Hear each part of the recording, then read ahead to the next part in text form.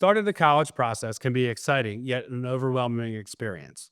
The number of students enrolled in America's 4,140 colleges has almost doubled in the past 10 years, with application numbers increasing exponentially. Good grades alone don't guarantee admission into college now. Students need to enter the application process with a focused, self directed plan. That's why today we have Keith Wilkerson, founder of College Thought. He has made his 27-year career working with families to gain admission to select public schools, private schools, and college universities across the United States. So, Keith, welcome to the Compass Wealth Conversation podcast. Thanks for coming in today. Absolutely. So, we know each other from, doing some referral business, and I've referred a few clients to you. But so can we find out what is College Thoughts and what was the reason you started College Thoughts? College Thoughts is a boutique college consultancy. It really means that we do all the different aspects of the college process, whether it's SAT prep, college advising, helping kids with essays or interviews, whatever they need. Mm-hmm. We want to provide those support. And I started it because it is the support that I wish that I had when I was applying to college. When I was applying to college, we had no idea what we were doing. Neither of my parents have a college degree. So as a first-generation college student, I really needed support. And even though there were people around who did provide certain supports, like to teach me different elements of the process, there was not a one-stop shop. I was getting support from this counselor and from this teacher and from this person. So I thought, what if people could come to one place, get all the answers, and help make the process less stressful and more successful? And so that's what we're in our 7th year of doing. You know what's funny is because when I was in high school and I was trying to apply to colleges, right? Uh-huh. I was like, I think I picked this one, maybe this one, but there was no real guidance to it. Because at the time, VOTech or an educational program, if I would go to work with my hands, you weren't really getting pushed that way. Right. It was like, hey, fill out this. You might want to do this. You need to take your SATs. There was really that Saturday morning prep, but yours is more of an a la carte could be. Like you could get a little bit, get all of it. Is there different breakdowns of how it works? So what most businesses in our industry do, they sell packages. Mm-hmm. So you buy 50 hours of service, and packages typically benefit the company. A lot of people are never going to use all the hours of service they buy. Okay. We're just an hourly service. Somebody could come and say, will you look at my application and tell me what you think? And somebody could come and say, we have no idea what we're doing. Tell us when the kid is into college. And we do both sides of that. So if somebody just wants us to do SAT prep, that's fine. If they just want us to read an essay, that's fine. But you get the most value from us if we're making sure that the pieces go together. Okay. So some people, the kid is not doing well in school. So they go out and they get an SAT tutor because they're like, maybe he'll do better in the college process if he gets really high SAT scores. Mm-hmm. But if you get really high SAT scores and your grades aren't great, then what you're saying to college is that you can do it on one day, but you won't do it every day. Right. And when you do that, that doesn't necessarily help your application. But if you're telling us to only look at one piece, that might be a blind spot for us because we don't. You're not dealing with the interactions of that child every day, all day. And especially if they need help with their grades on a daily basis and they can study for one specific test. Or just helping them pick classes better, or telling them, hey, if you're not understanding this, are you going for extra help with the teacher? You'd be shocked at the amount of students that are like, well, if I go to the teacher for extra help, the teacher's not going to help me. And then you literally look at the report card, and every report card says, I wish this kid would come for help. I'll be there after school if they need help. It's like, are you missing all these comments? Or they just don't want to read them. They don't want to see it because they don't want to put the work into it, right? Most of the times. Exactly. Right. So what do you feel is the best time for a student to start planning for college? Because there could be, some kids can start in 6th grade. Some don't start till midway through senior year, mm-hmm. right? So where do you feel is maybe not the perfect fit, but the best fit? Got it. Yeah. I'm not wearing my sweatshirt, but the back of the College Thought sweatshirt says your journey to college starts now. It's just always now. Okay. If you have a 3rd grader, you're not going to get this 3rd grader ready for the SAT. But what you should be doing is you should be encouraging younger students to read. Mm-hmm. If students get to me when they are in high school and they've been encouraged to read when they were younger, everything that we're doing is going to be so much easier. Okay. So there are things that you can do at every stage along the line. We don't take on students as clients until middle school. If you come to us in middle school, We have a study skills series that we do where we're helping build some of those fundamentals, making sure that you have both general study skills and math-based study skills. Mhm. You come to us in high school. If you come at the beginning of high school, we're helping you map a path. If you come to us late in high school, we're sort of telling you what you can do with what you've already decided to do. So if I meet a 12th grader and they're like, help me with my applications, maybe they could have done more if they had more leadership. Mhm. But what are we going to do? You're in 12th grade. You're Yeah. not going to be the captain of the football team, Yeah. if we haven't started on that journey. Right. So when we meet younger students, we're helping provide them with direction. If we meet older students, we're saying this is what you can do based on the choices you already made. So if you get in a little bit earlier, you have those types of meetings. Is that like once a month? Is it once a year? Or are you doing multiple meetings? So we describe it as getting into college as easy as 1, 2, 3. If you bring us a 9th grader, we're meeting once a month. Sophomores, we tend to see twice a month. And juniors, we see 3 times a month because that's really where we're doing most of the work. Okay. So now if you bring us an 11th grader and we haven't done anything, we might have to meet every week because we're trying to catch up. Mm-hmm. Yeah. But, from start to finish, it's probably about 40 to 50 hours of work across all those years. Mm-hmm. It's the same 40 or 50 hours of work. So if you come to us late, we got to jam those 40 hours in to get all of the things done. If you come to us in 9th grade, it's a lot more of an easier ride. So even when they get into college, are you still assisting them then? Like, hey, with course selection, if they have a specific major, or what if they're unsure of their major? How do you kind of jump in there? So on our staff, we have what we call a next steps advisor. Mm-hmm. So that person takes over after we're done with the college work and talks to people about what they could be doing next in terms of career. She'll help them get a resume together. She'll talk about how the things you like doing might convert into a career. Because a lot of times kids know I like this and I like this, and they have no idea what that leads to, right? Right. So like if they wanted a career in insurance, nobody's telling them in high school, well, if you wanted to be an insurance agent, this is what insurance agents do. Yeah. So you got to figure that out along the way. And so Anne helps create that type of clarity.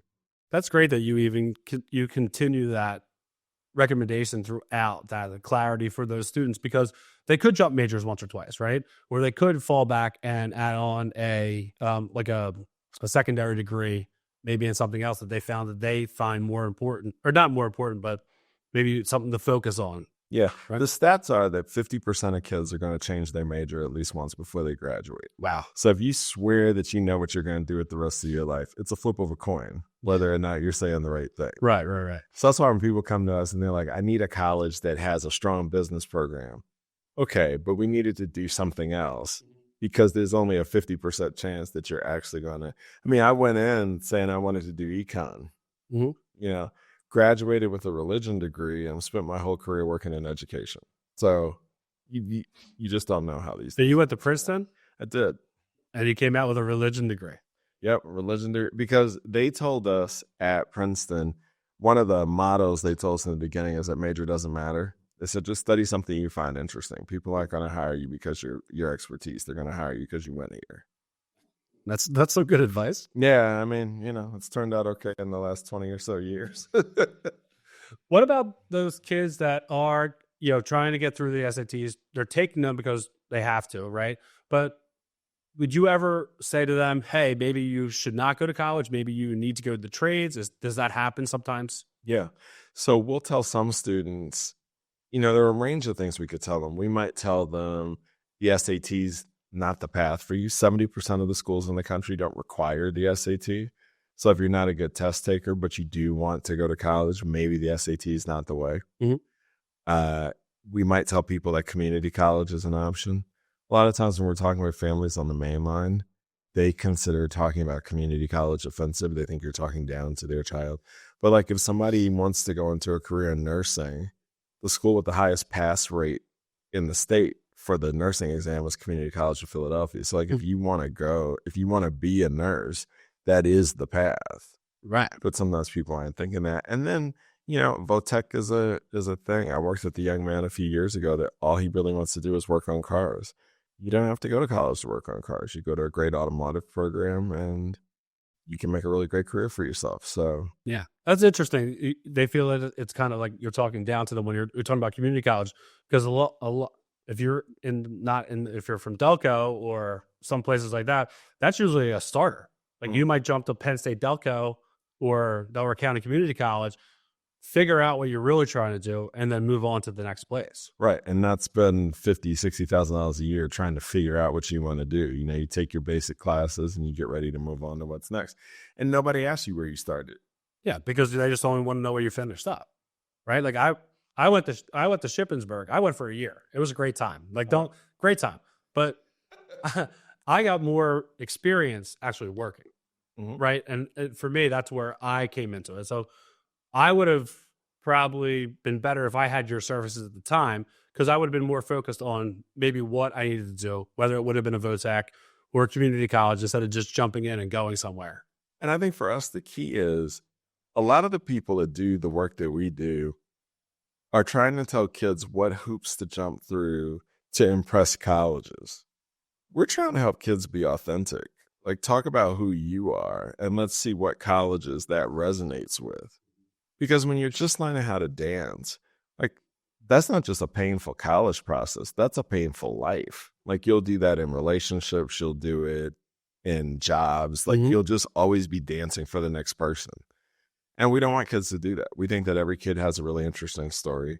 Let's see who wants to jump on board with your story and get you to whatever's happening. Yeah, and let that person shine for what's best for them.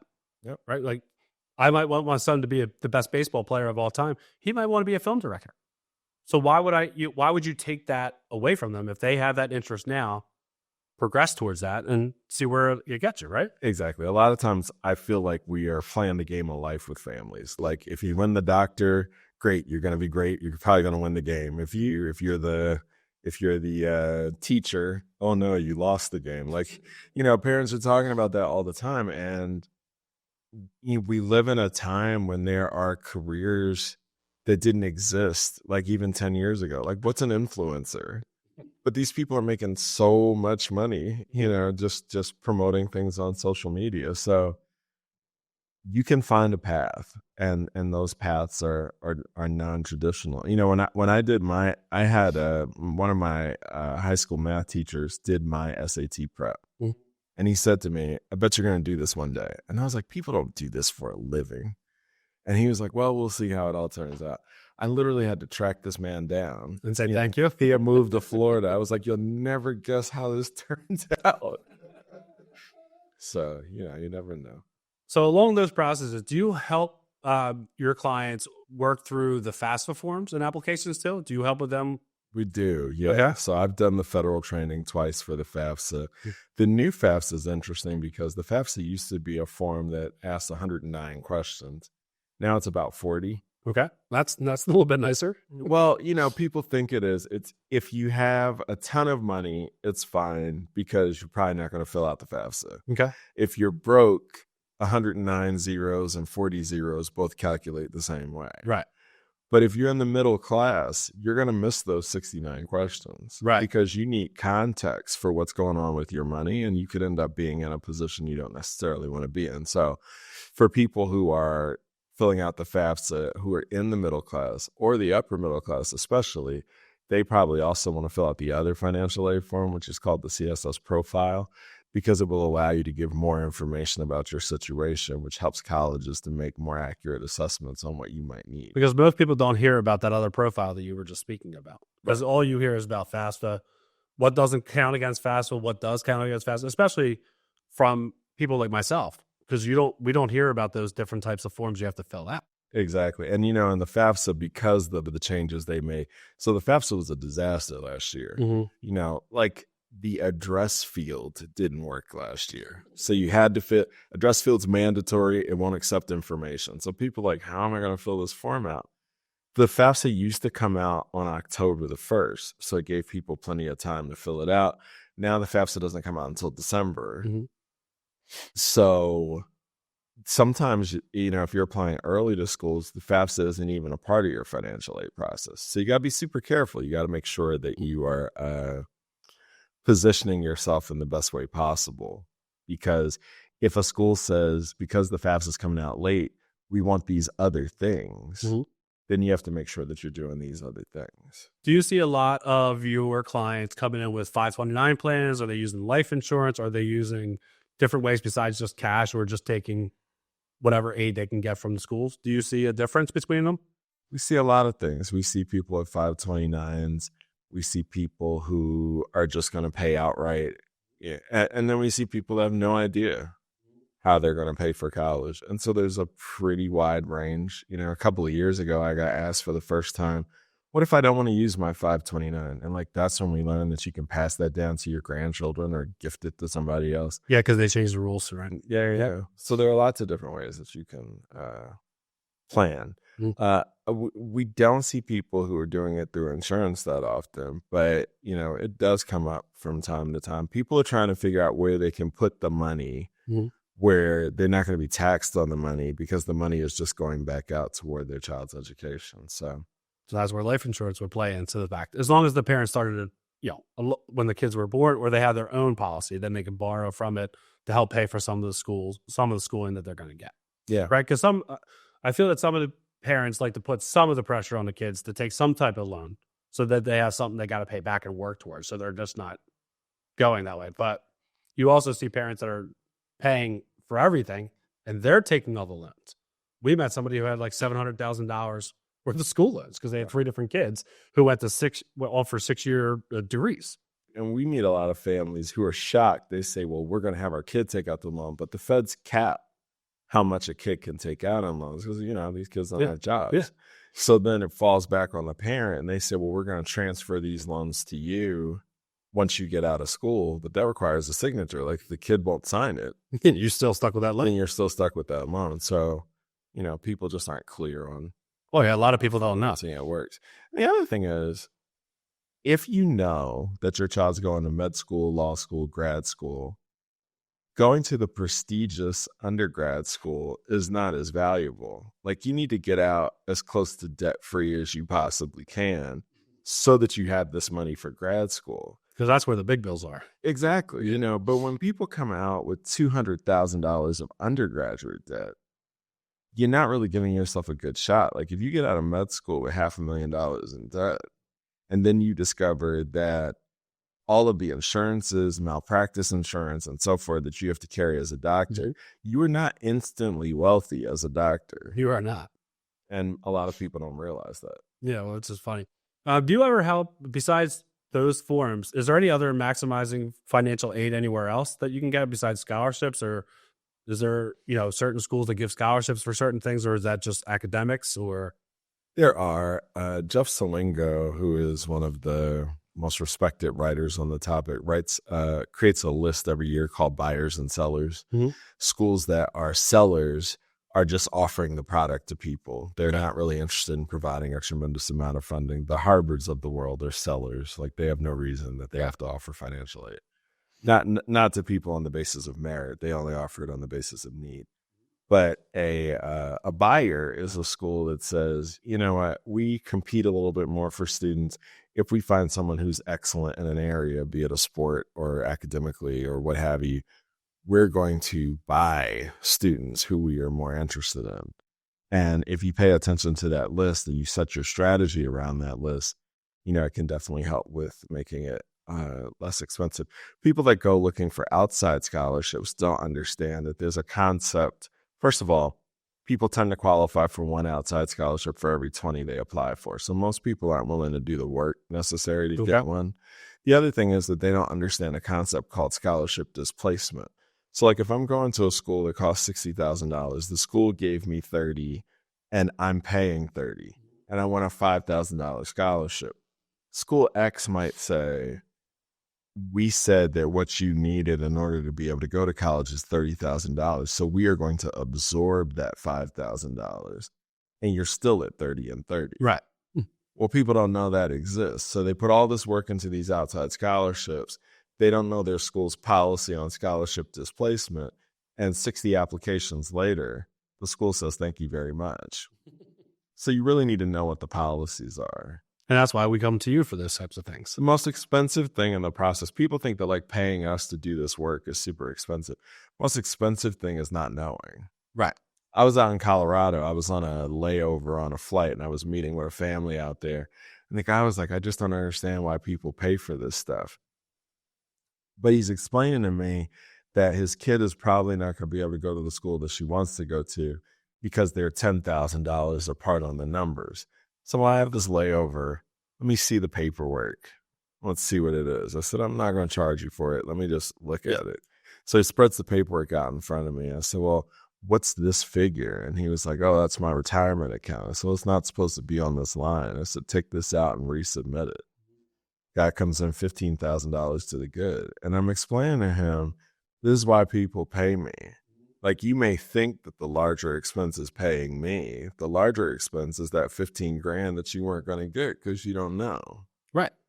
So those are the mistakes that people make. So. And it happens all the time because they don't know, and they don't know that they can go to someone like you or your company, College Thoughts, and have these questions answered. Exactly.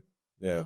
And that's why we always find you as a great referral partner when people ask about it. We're like, hey, you should really reach out here because it makes sense. Because what I do is I stay in my own lane. So I know my insurance pieces, and then I know that you know what you're talking about. So if I have a college question or something about SATs or any of those things, I come to you for it. We appreciate it. Yeah, because it's easy. So I did find a cool fact is that you were honored by the White House. Could you tell me what that was about and what it meant to you? Yeah, it was kind of cool. We were honored by the SBA, the Small Business Association, as a success story. Great. So we get this phone call and they say, hey, the White House is having an event over at Temple. Would you be willing to come and be on a panel talking about small business success stories? Mm-hmm. And I said to this guy, I said, so what you want to know is, can I avail myself because the White House wants me to come? Yeah, I can work it into my schedule. I can make that happen.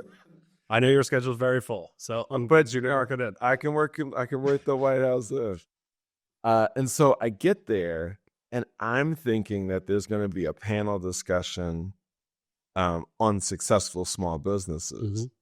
And I realized when I got there, I'm not one of the success stories. I'm the success story. You're the only one up there. I'm the only one up there. It's awesome. Me and leaders from the SBA and a guy from the FDIC. Like it's just us. That's just you.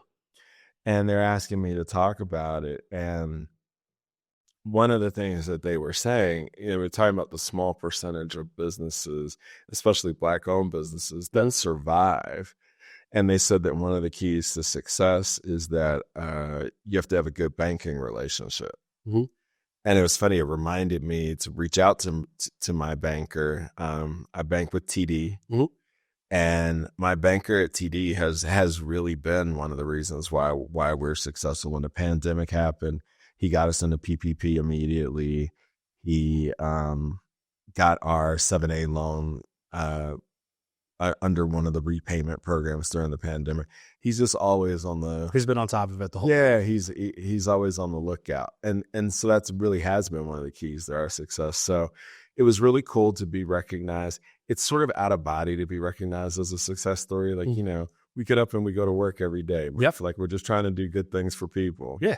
And when somebody notices that you're doing it, they're like, hey, like what you're doing is really good stuff. It's a good feeling and yet it's a strange feeling, like all at the same time. Because I'm an educator. I'm not an influencer. I'm not a sales guy. We got to get you on the influencer track, though. I think that would be more. That would be more on top of it. We can get you some Instagram reels and some YouTube reels. We'll get you out there. Honest to goodness, yeah. But I mean, but it was a great experience. It was great to be able to connect with those guys at the SBA. That'll probably turn out to be a pretty good thing in the future as well. So. That's so cool. That's a great story. All right, before we wrap it up and we find out a little bit how we contact you, what's going on with the Sixers? I know you and I are avid Sixer fans. We are. And Joel's still hurt, and I can't figure out what's going on. I can't figure it out either. I think we thought we were going to have a big three on the court. Like, so far we have a big one. Like, they just rotate in and out. Yeah, who's there? Yeah, I mean, I don't know what they're going to look like when everybody's on the court at the same time. Yeah. I'm hoping that that's a stronger team than I know. than what we have right now. I was excited about Caleb Martin. I hope he finds his feet again. Yeah, I said Chip in the beginning. I was all Chip, and I've said it, and now I'm like, I'm gonna have to regret that I'm gonna eat these words later on. Yeah. Well, we'll see. I mean, the one good thing that's coming out of this time period, shout out to Jared McCain. He is playing Lights out. That's Yeah. a great piece to have, though, right now. Really? Yeah. Honest to goodness. So I hope when Tyrese and he are in the backcourt together, we're gonna see some good things. I mean, the Eagles came on late. Maybe that's just what our theme is this year in Philadelphia. You know, we start slow and then we come on. So I'll take it. If they come back and they're going to be I think they'll eventually be in the playoffs, but we need the higher seed because we got to beat Boston. I can't stand this anymore. it is rough, Murph, for sure. So, Keith, how can people find you? What's the best way for them to contact you if they wanted to use your service besides just calling myself? Exactly. They can always call Murph, but if you want to reach us directly, you can call us at the office at 610-601-9010, or you can find us online at collegethoughts.com. Either way, you know, we're always happy to talk to families. It's great to talk to families live on the phone because we can learn a little bit more about what you're thinking and sort of help figure how we aren't the right fit for everybody. Yeah. And so we're not trying to create, like some people call us and they're like, I only want to go to Harvard. That's great. We don't really do that work. Like, I want to find the school that's right for the kid, even if it's not a bumper sticker school. Right. I want them to get to the right next step. There are 4,140 schools that I did learn that number today. They are 4140 that give undergraduate degrees. And so we want to make sure the kids find the right one. But if you are interested in making sure that your kid finds the right place and you don't want to be surrounded by stress when you're going through the college process, and God forbid you want to be friends with your kids when it's all over with, 610-601-9010. We'd be happy to talk about it. Keith, thanks again for joining the Compass Wealth podcast. Absolutely. Thanks for the invitation. It's a lot of fun, Murph. Thank you. Thank you for listening to the Compass Wealth Conversations podcast. Click the follow button to be notified when new episodes become available. Visit our website at www.mycfsi.com. That's www.mycfsi.com. Or give us a call at 610-449-9900. And don't forget to click the follow button to be notified when new episodes become available. The information covered and posted represents the views and opinions of the guest and does not necessarily represent the views or opinions of Compass Financial Solutions Incorporated. The content has been made available for informational and educational purposes only. The content is not intended to be a substitute for professional investing advice. Always seek the advice of your financial advisor or other qualified financial service provider with any questions you may have regarding your investment planning. Please note that the information provided in this podcast is for general informational purposes only. All opinions expressed by the hosts and guests are solely their own opinions and do not reflect the opinions of any institutions or entities they may be affiliated with. This podcast should not be considered as financial or tax advice. We strongly recommend consulting with a professional financial advisor or tax professional to get advice tailored to your specific situation before making any financial decisions.